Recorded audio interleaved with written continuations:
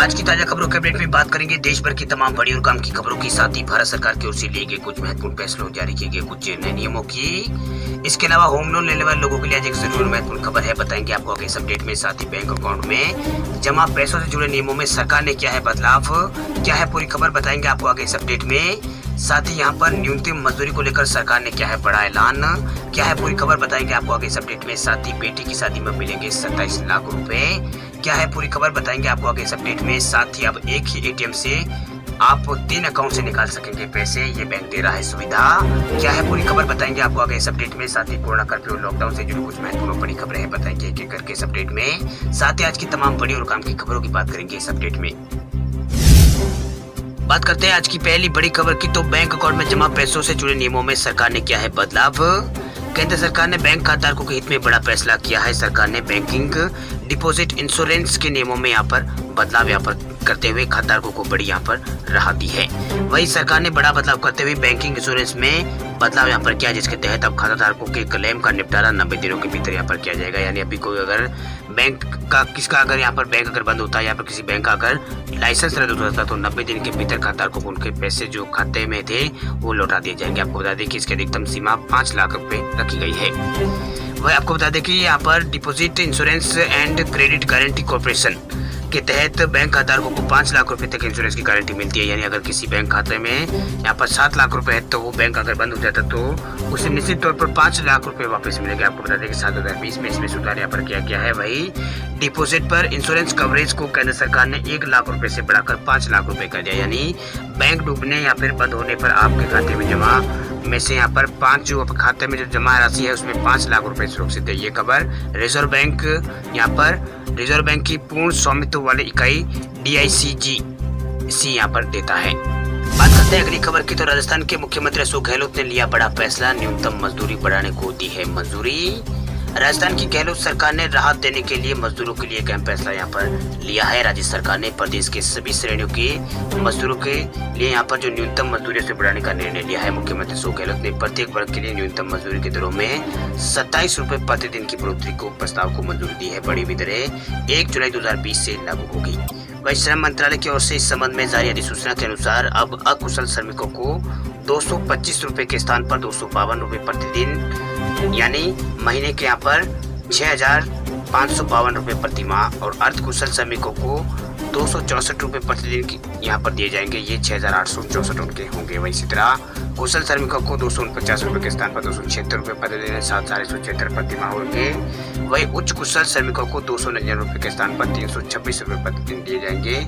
ये हो जाएंगे 8,476 प्रति माह यहाँ पर मजदूरी प्राप्त कर सकते हैं। इस प्रकार प्रत्येक वर्ग को न्यूनतम मजदूरी में 702 रुपए प्रति माह का लाभ यहाँ पर होगा। वही 1 जुलाई 2020 से प्रस्तावित न्यूनतम मजदूरी की दरों को 1 जनवरी 2019 और 30 जून 2020 तक की अवधि में उपभोक्ता मूल्य सूचकांक में हुई वृद्धि के आधार पर तय किया गया है। वही न्यूनतम मजदूरी की दरें पिछली वृद्धि दर से 1 मई 2019 को यहाँ पर लागू की थी। आपको बता दें कि मुख्यमंत्री अशोक गहलोत ने हाल में ही संकेत दिए थे कि उनकी सरकार श्रमिक वर्ग है उनके प्रति सकारात्मक दृष्टिकोण रखती है और श्रमिकों के कल्याण के लिए प्रतिबद्ध है। वही मुख्यमंत्री अशोक गहलोत ने श्रम मंत्रालय के प्रस्ताव को हरी झंडी देकर श्रमिक वर्ग को बड़ी राहत प्रदान की है। कोरोना काल में यह राहत श्रमिकों के लिए संजीवनी का काम कर रही है, यानी संजीवनी से किसी संजीवनी से कम नहीं है। वह विभिन्न सामाजिक संगठनों और राज्य सरकार से न्यूनतम मजदूरी को बढ़ाने को लेकर लंबे समय से यहाँ पर मांग कर रहे थे। अभी यहाँ पर मुख्यमंत्री अशोक गहलोत ने ये बड़ा फैसला लेकर राहत यहाँ पर दी है। बात करते हैं अगली खबर की, तो पंजाब में 2 अगस्त से खुलेंगे सरकारी व निजी स्कूल, करना होगा कोरोना गाइडलाइन का पालन। कोविड संक्रमण की दूसरी लहर कमजोर पड़ने के साथ ही स्कूलों और कॉलेजों को खोलने की कामयाबी शुरू हो गई है। इस कड़ी में पंजाब सरकार ने बड़ा कदम उठाया है। पंजाब सरकार ने 2 अगस्त से प्रदेश में सभी कक्षाओं के लिए स्कूलों को खोलने की अनुमति दे दी है। हालांकि इस दौरान कोविड नियमों का पालन करना होगा। वही इस दौरान स्कूलों में बच्चे अपने अभिभावकों की मर्जी से यहाँ पर स्कूल आ सकेंगे। वही ऑनलाइन कक्षाओं का विकल्प बना रहेगा। आपको बता दें कि पंजाब में 11वीं और 12वीं कक्षाओं के लिए जो स्कूल है पहले ही खोले जा चुके हैं। राज्य में कोरोना संक्रमण के मामलों में कमी को देखते हुए छोटे बच्चों के लिए भी स्कूल खोलने की अनुमति दे दी गई है। वही राज्य के निजी स्कूल काफी समय से यहाँ पर खोलने की इजाजत यहाँ पर मांग कर रहे थे, तो वही अब अतिरिक्त मुख्य सचिव और गृह की ओर से यहाँ पर आदेशों में कहा गया है कि 2 अगस्त से सभी कक्षाओं के स्कूलों को फिर से खोलने की अनुमति दी गई है। हालांकि इस दौरान स्कूलों में कोरोना नियमों का पालन करना अनिवार्य यहाँ पर होगा। बात करते हैं अगली खबर की, तो होम लोन को लेकर SBI का बड़ा ऐलान, 31 अगस्त तक माफ किया है प्रोसेसिंग फीस।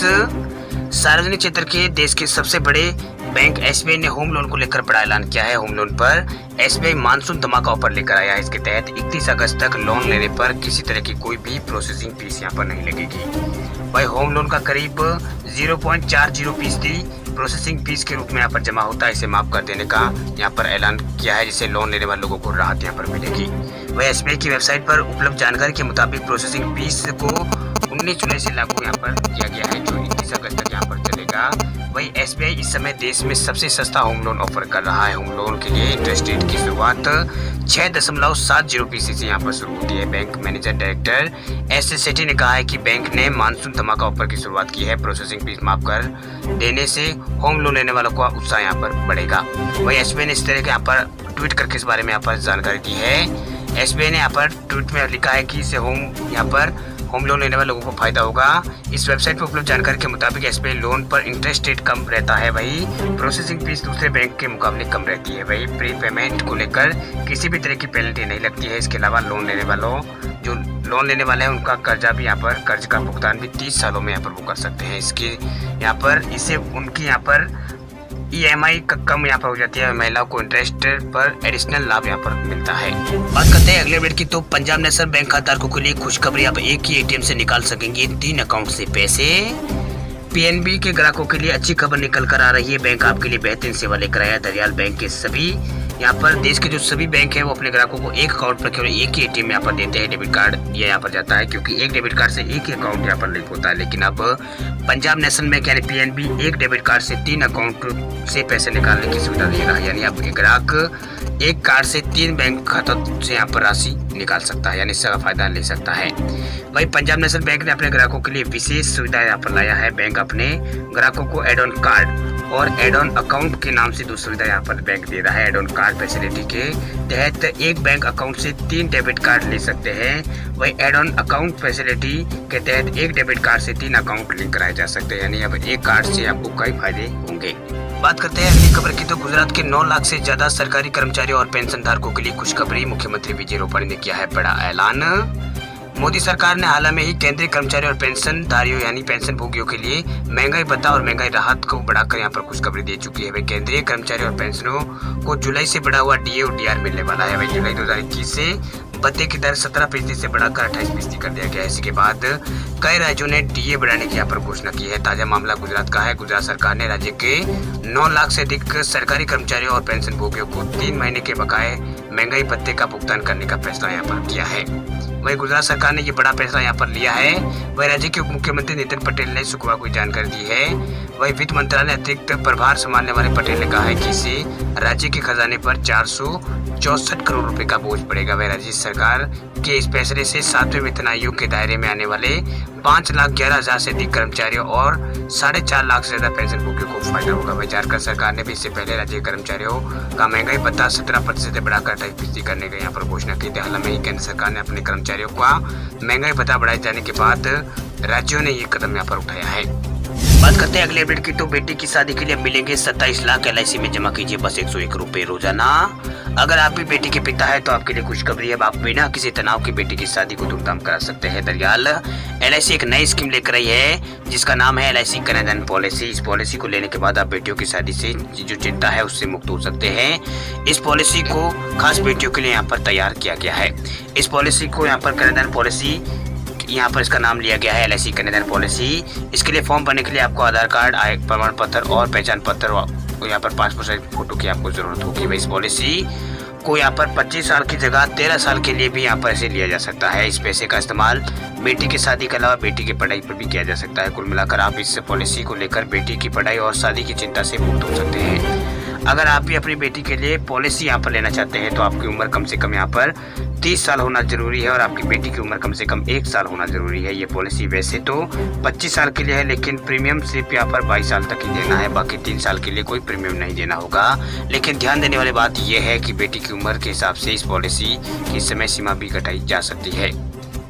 बात करते हैं अगली खबर की, तो उत्तर प्रदेश में 10वीं बोर्ड का रिजल्ट हो चुका है घोषित। हाई स्कूल परीक्षा में 99.52% छात्रों ने मारी है बाजी, तो 99.55% छात्राएं हुई है पास। उत्तर प्रदेश हाई स्कूल परीक्षा 2021 का परिणाम शनिवार को जारी कर दिया गया है। इसमें कुल 99.53% परीक्षार्थी पास हुए हैं। वही हाई स्कूल परीक्षा में कुल 29,96,000 के आसपास परीक्षार्थी शामिल थे, जिसमें 29,82,055 छात्र पास यहाँ पर घोषित किए गए, उत्तीर्ण घोषित किए गए। परीक्षाओं में 16,76,000 के आसपास छात्र और 13,19,000 के आसपास छात्राएं शामिल थी, जिनमें 16,68,000 छात्र और 13,13,187 छात्राएं उत्तीर्ण हुई है। वही हाई स्कूल परीक्षा में कुल 99.52% छात्रों ने बाजी मारी है। वही 99.55% छात्राओं ने यहाँ पर उत्तीर्णता यहाँ पर हासिल की है। उत्तर प्रदेश माध्यमिक शिक्षा परिषद के निदेशक विनय कुमार पांड्या ने शनिवार दोपहर को 3:30 पर लखनऊ स्थित कार्यालय से हाई स्कूल परीक्षा का परिणाम यहाँ पर उत्तर प्रदेश के जारी कर दिया है। बात करते हैं अगली खबर की, तो देश के 2 राज्यों में आज भारी बारिश की संभावना, मौसम विभाग ने जारी किया है अलर्ट। भारतीय मौसम विज्ञान विभाग ने राजस्थान और मध्य प्रदेश के कुछ जिलों के लिए रेड अलर्ट और कुछ इलाकों के लिए ऑरेंज अलर्ट जारी किया है। दरमियान पश्चिम बंगाल के ऊपर कम दबाव का क्षेत्र बना हुआ है, जो पश्चिम दिशा की ओर आगे बढ़ रहा है। वहीं मौसम विभाग ने राजस्थान के कई जिलों में भारी से अत्यधिक भारी बारिश की आशंका जताई है। वहीं मध्य प्रदेश के कई हिस्सों में बारिश के आसार यहाँ पर भारी बारिश के आसार जताए हैं। वहीं राजस्थान में अगले 24 घंटों के दौरान कई जिलों में भारी बारिश को देखते हुए रेड अलर्ट यहाँ पर कुछ जिलों में जारी कर दिया गया। इसके साथ ही मौसम विभाग ने दिल्ली के लिए भी आज ऑरेंज अलर्ट जारी करते हुए कुछ इलाकों में हल्की तो कुछ इलाकों में तेज बारिश की संभावना जताई है, जिससे निचले इलाकों में जलभराव और ट्रैफिक की समस्या भी उत्पन्न हो सकती है। वहीं मध्य प्रदेश के लिए मौसम विभाग ने अपनी भविष्यवाणी में कहा है कि रीवा, सिंधी और सतना, सिगरौली और शहडोल, उमरिया, अनूपपुर और ग्वालियर समेत 24 जिलों में अलग अलग जगहों पर गरज चमक के साथ तेज बारिश होने की संभावना यहाँ पर जताई गई है। वहीं दिल्ली के मौसम विभाग की ओर से अलर्ट यहाँ पर जारी किया गया है।